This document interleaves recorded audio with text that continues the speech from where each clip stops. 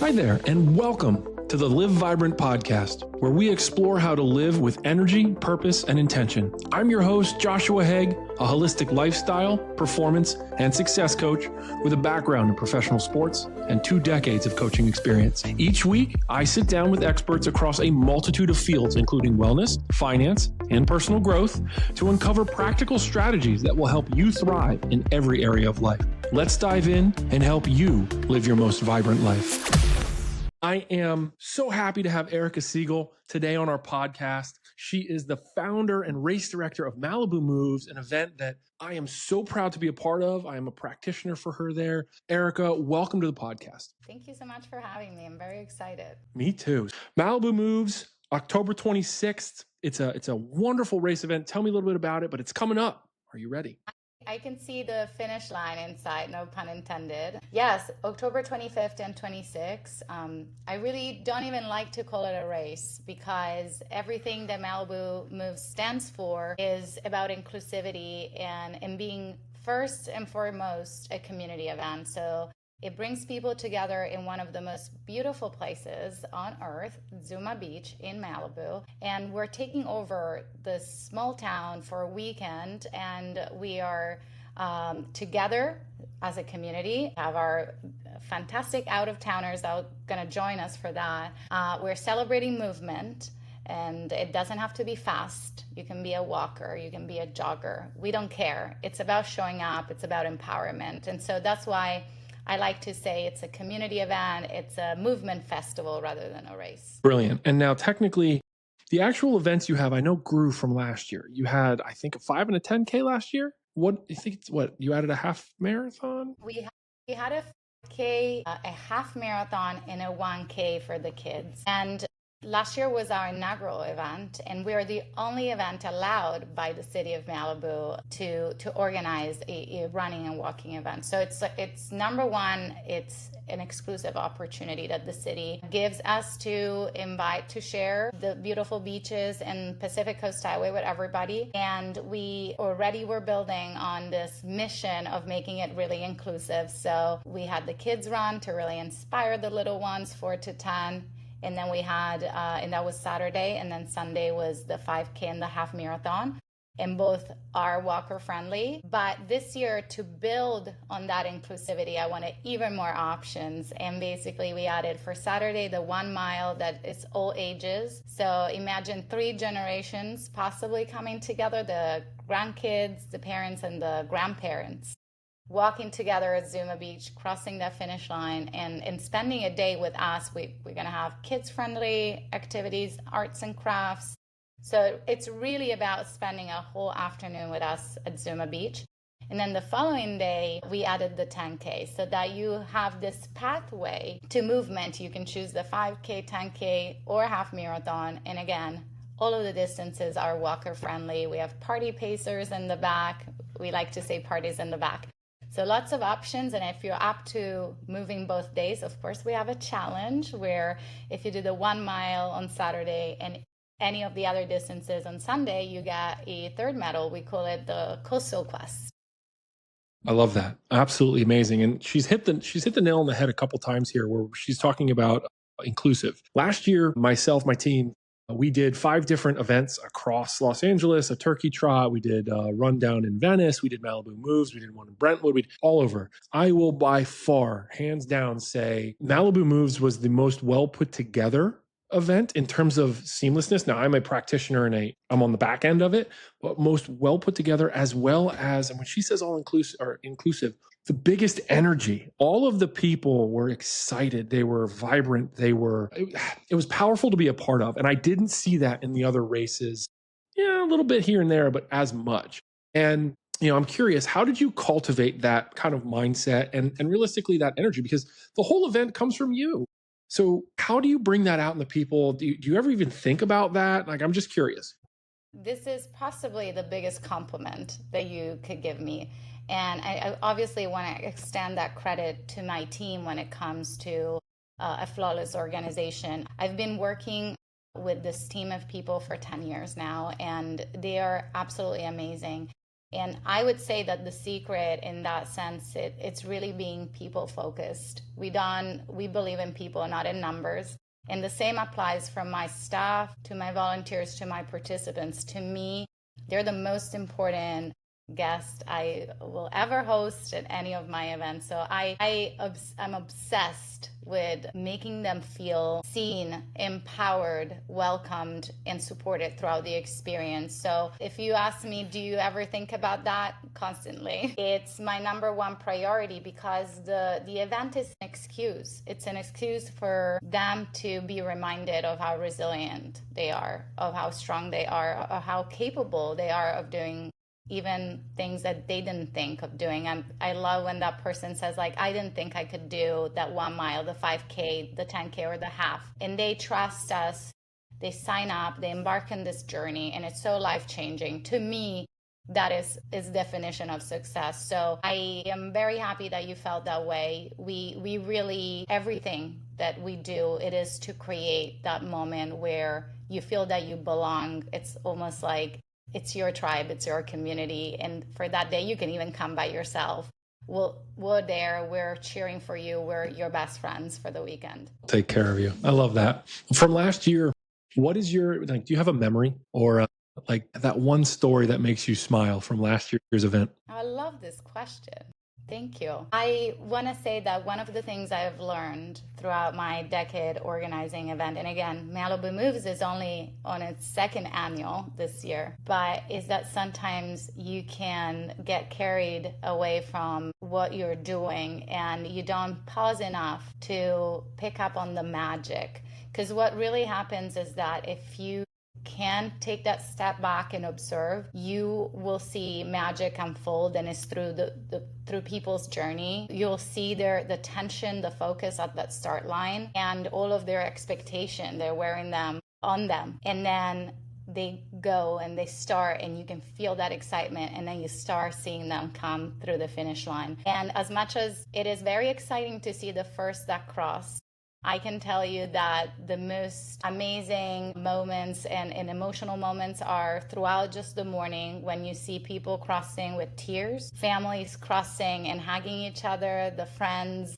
finding themselves at the finish line. Those stories are absolutely incredible. And I don't know if there's one moment, but just in general, that moment, the before and then the after at the finish line. And I make it my job to spend almost as much time at the finish line as I can. I put on the medals because I never want to disconnect that in the end, that's what we've been playing a little part. Organizing the event, we're playing a little part in that journey. That's beautiful. Realistically, I had an incident today with a woman of mine, 78 training, and she did a movement that she never thought she could do. It's the people doing the thing. Yeah, you expect the runner who finishes first. Yeah, it's exciting. Congratulations. But like, you expect it from them. The people who have broken through a barrier or a system of disbelief, and it's something as simple as a 5K, right? That moment is the most powerful. So you're like, yeah, it's not a specific story. I resonate to it as a coach because I see it all the time. So I 100% get that. That's incredible. I love that you shared that story. And I think that that's how we connected, that we really aligned on a shared vision and commitment towards how we want to impact people's journey. It's really beyond anything that has to do with, time, looks, aesthetic. It is, of course, anytime you talk about movement and training, you're talking about physical health, but also tied into that is all the mental health aspect and how that impact that part of your life too. So definitely that's why we found so much synergy and why I love collaborating with you and having you play a significant role in the experience at the event as well. Thank you. That means the world. I appreciate that. I want to address kind of you talked about resiliency, and there's,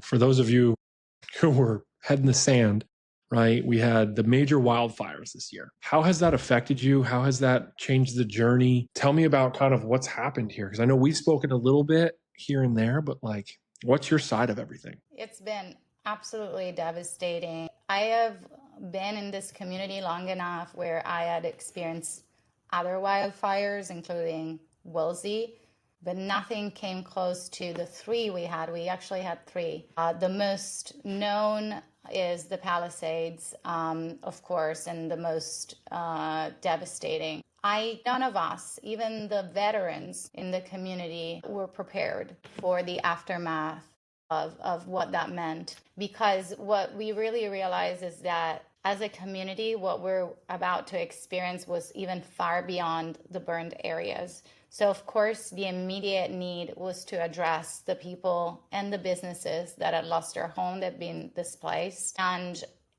I wasn't personally impacted, but for the first time in my life, I had known so many people who had either lost their home, their business, or both. And it is, you really go through a grief phase as a community, and it's really hard at first. And then we were faced with what it meant also in terms of the ripple effect. So we had a highway, the Pacific Coast Highway, closed for about 6 months. And that caused, as a consequence, that nobody was visiting our town, which heavily relies on transient traffic and tourists. So our small businesses started to face possibly having to close. And that ties into another passion of mine. I sit on the board of the Malibu Pacific Palisades Chamber of Commerce. And of course, the role of the chamber is to advocate and to represent the business community. And so as a chamber, we started to realize that the impact was so much greater. And at first, even financially, the businesses that didn't burn weren't entitled to any financial support. So we saw about 6 to 8 months of recession through the city. But at the same time, I can tell you that as a community, I have never seen everyone coming together with such determination to get through this situation. So when you talk about resilience, it's really you either accept defeat or you move forward. There's really no other choice at that point. And I was blown away by the strength of this community. And Malibu is known for a lot of things. Personally, I think it's known for all the wrong reasons, because what I see when I go to Malibu is not a glamorous community necessarily. It's not a community of rich and famous, which I know they do live in that zip code, of course, but it's everybody else that cares, that shows up, that volunteers for a variety of causes, that's concerned about the environment, that's concerned about protecting the wilderness aspect. There's so much heart in that community. And when I organize Malibu Moves, that is the Malibu I want to share. And maybe that has shaped the way that my event is. This is not a pretentious event. The place is beautiful. So, of course, you're going to have a premium experience. Everything I do, I want to do it with high standards. But we're not exclusive. We are friendly. We are inclusive. We give you a premium experience. But to me, everyone that's there that day, it's a VIP. I love it. I absolutely love it. And realistically, how, right, when you talked about the community and what you've gone through, how has all of that then affected or played into this year's Malibu Moves, the actual event? Thank you for the question. Yeah, because of course, again, going back to the media news cycle already turned. I mean, it turned 3 weeks after the fire, and we're looking at possibly maybe 10 years of rebuilding to really put this behind us. And so from a community morale, from how the power cutoffs, the mudslides have affected our kids' academic pathways. They lost over 19 days of school. We've had issues, basically trickling into so many areas. So as a woman-owned small business, I felt that this was the year to really take a bold stand. And I decided that I was going to donate all of the net profits back to the community. It was a huge effort. Again, I don't have a big organization behind me. It's me. But I just felt that if this year I wasn't personally taking a strong stand to support my community, there was really no point in organizing a community event. So I decided that the event could play a significant role, not only in being the first community event of the year, because we had virtually everything canceled from a programming point of view. We didn't have the chili cook-off this year. So the community hasn't even had opportunities to just No spend one's no the one's come together. liberational day, yes, together, as and not feeling isolated in their issues, in their grief, right? And then having that the opportunity to involve all generations. But then on top of that, raising funds for much needed causes locally. Our number one focus has always been the youth. So since the inception. So of course, the first chunk of money raised, which is approximately $35,000, we wanted to direct towards youth-oriented organizations, namely the Malibu Education Foundation. They support all of 4 Malibu public schools. They're the ones who have created the first middle school athletic program. They staff aid. They're behind arts program. And so really like having that academic continuity. So we love their work and we'll be able to support them majorly. The Emily Shane Foundation, who provides tutoring to underprivileged kids. And then we are going to donate the next $35,000 that we're going to be raising to the Community Fire Brigade. And for people who don't know what the Fire Brigade is a volunteer-based group of people who are actually trained to fight along the firefighters in a case of an emergency. And they, in fact, did activate during the fires and were probably responsible for saving a number of homes. So the numbers would have been much higher. And it's a very expensive program to be able to train and then equip them with professional equipment, fire trucks, and it's all from a grassroots type of effort, realizing that the fire department alone is not going to be able to support a community that is fire prone like ours. And it's a beautiful organization that is now transitioning into the preventative aspect of wildfires. So they're going to do home inspections to assess the situation from a homeowner perspective in terms of how fire resistant or resilient your home is. And there's other projects in the pipeline. So an amazing organization. And then we're supporting also other smaller charities that are supporting us with volunteers. So we're looking at possibly donating a conservative amount of $70,000 back to the community, maybe more. Every person that registers, every donation, every business that decides to either be a sponsor or a vendor, they're helping us get closer to the $100,000 goal that I've put it out there, and I've been working ever since the fire tirelessly to be able to give that much back to the community. That's beautiful, man alive. And now, is it something where with your ticket purchase, right, you can donate? Does it just ticket purchases go back? How does that all work? Yes, to all of that. So you can register and know that already your donation after covering our cost, your registration, after covering our cost is a donation pretty much this year. During registration, you can also decide to feel extra charitable and make an extra donation. That also, of course, goes to our charity partners. Right now, we already raised the funds for the youth-oriented organization. So everything after this is going to be for the Community Fire Brigade. And if you are not feeling like registering, you can still make that donation, or you can decide to volunteer. That's also a great way to give your time and support our work. And again, even as a sponsor and a vendor, the booth fees, the sponsorship fees, they are poured back into supporting our charity partners. So this year, I wanted to make it really easy for somebody to feel that they wanted to show up for the community. And it's a win-win because you're going to feel accomplished and empowered. But if you also marry that with purpose, it's really life-changing. Feeling that just by having signed up to do any of our distances, you are helping a community in need. That is amazing. And it's very easy. And it's going to be good for you. And it's going to be good for the community that hosted the event. Absolutely. I'm excited to be there. Honestly, it's something my team and I look forward to. Well, I can't say it's been too long, but last year and this year. I usually don't necessarily, like as I interview people and their services and things like that, I don't talk price points, but I think it's very valid here. How do your race entries work? Where do we go to sign up? Like, give me the whole lowdown on it. That way, anyone listening, if they feel encouraged to come jump in, they know all the price points. They know how this works. Right? Huh? Yes. And why wouldn't they want to jump exactly right on this opportunity? Exactly.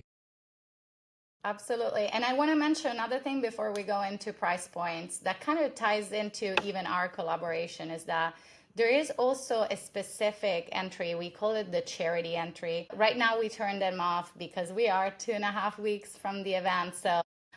But this special entry is that you pay zero upfront, but you commit to raising $500. It is a financial commitment. Whatever is the balance you have not raised, you will be charged for the difference. But imagine when you sign up early on and you have months and months to fundraise, you could potentially participate for free. And then on top of that, you get immediately upgraded to what we call the VIP package. So we really make our charity movers feel very special on race day. They get their own backdrop, their name is printed, they have special bibs, and then they have access to this lounge. And the lounge is sponsored by our partner at Ventura Rentals Party and Event. And so imagine you've been there, so you know exactly. But for all of you who have not been at Malibu Moves yet, imagine this curated space with lounge seating and greeneries and astroturf and shade. And then inside, you get all complimentary services and you get a chance to be looked at by Heroic Performance and Josh and his team, and as well as free catering and compression booths and deluxe restrooms, which at this sort of situation, it's such a nice touch. Anyone who's been to an event or a festival knows how porta johns feel. That's the VIP experience as it. It's a seller. That's brilliant. But I love that you're there for them, because we really, if you're somebody that has stepped up and to play a bigger role in helping us raise funds, you can count on us in making you feel on top of the world and rewarding you with real perks on race day, including pre and post race treatments with Heroic Performance, which itself is priceless. So I wanted to mention that. With acknowledging the plug, thank you very much. But I will say that is probably, I've never heard of someone doing that in terms of, and it's probably out there, but in this moment, that's super clever. That's a really amazing way for someone. Also, if let's say you don't have the funds to enter or something like that, it's a way for you to participate and hopefully do some good for the community. So that's absolutely brilliant. That's smart. Love to mention that. And in terms of pricing right now, so the bad news is that the 5K is sold out, which is also good news, of course, because it means that we've, already from the first annual, we're already sold out on the 5K, which is an old favorite. And we are about 80% sold out through the 10K and the half marathon too. We have a few spots left for the Coastal Quest Challenge if you want to do both days, and that's the only way that you can still participate in the 5K. And so starting from that, the Coastal Challenge starts at 120, and it goes up according if you want to do the 1 mile combined with the 5K, the 1 mile combined to the 10K, the 1 mile combined to the half marathon, it will go up. The 10K is at 135, I believe, and the half marathon is 160. And the thing is that we have a tiered pricing, so we really make it easy and affordable if you're somebody that wants to join an event early on. But if you wait until the last minute, like it is now, then you will pay the full price. And just in general, we give lots of opportunity to pay less, including if you're a good promoter, you get a unique referral link. Every 2 people that use it, you get $20 back. So potentially, if you're like, I have 10 friends that I could bring along, you can move for free. So accessibility, we try to build that not only in our time and our experience and being all fitness levels, all body sizes, all ages, but also in ways that if you're a good promoter, if you're a good fundraiser, if you're somebody that wants to register early on. So definitely on MalibuMoves.com, you can find all of that information, or you can follow us on our social media handle. It's always Malibu Moves, so it's very easy to find us. We normally tell you there's a price increase coming on, there's this opportunity, and we've been keeping people posted on we're about to sell out. So I wouldn't wait any longer, lock in, your favorite distance, because it's going to be a year to remember. And the people who are going to be there with us that morning, seeing the sun rising at Zuma Beach, they're going to feel it's a legacy that they're going to leave. They're going to feel they've contributed to the rebuild of a community that really needed it. I can say there is honestly a special energy, and she hit the nail on the head with the sunrise. I did five events last year. This is the only one I'm doing this year. So that should say something in terms of, as a practitioner, wanting to be a part of something like this. Absolutely brilliant. So we have Malibu Moves as a social. What was the website again? One more time? MalibuMoves.com. You can find everything there. And of course, follow us on social media or email us at info@MalibuMoves.com, and we're able to take care of you. But it is truly, when someone might be a little bit on the fence about, committing financially, you're never going to regret investing on your physical and mental health. It is really an experience that exudes merely doing a distance. It's really about reminding yourself of how strong, how resilient, and how you can accomplish a goal. And when you're there, surrounded by like-minded people, thousands of other like-minded people, seeing that sun rising at Zuma, which is in fact, I believe, a really special place with a special energy. You're gonna come and look for me around and thank me for convincing you to sign up. Harass her at the finish line, because she'll be there giving you your medal. Yes. You know where to find me, right? I love it. And in the super sweet pink hat, for those on Spotify, there's this Malibu Moves pink hat. You got to get some swag when you're there. Available for purchase, of course. It's like a baby pink, like light pink, like trucker hat. It's a vibe. I want one. And on that note, Erica, thank you so much for coming on today. This is perfect. I'm really excited to see you in 2 weeks, 3 weeks, 2 weeks, 3 weeks. I cannot wait. Thank you for having me. Of course. You have a good one.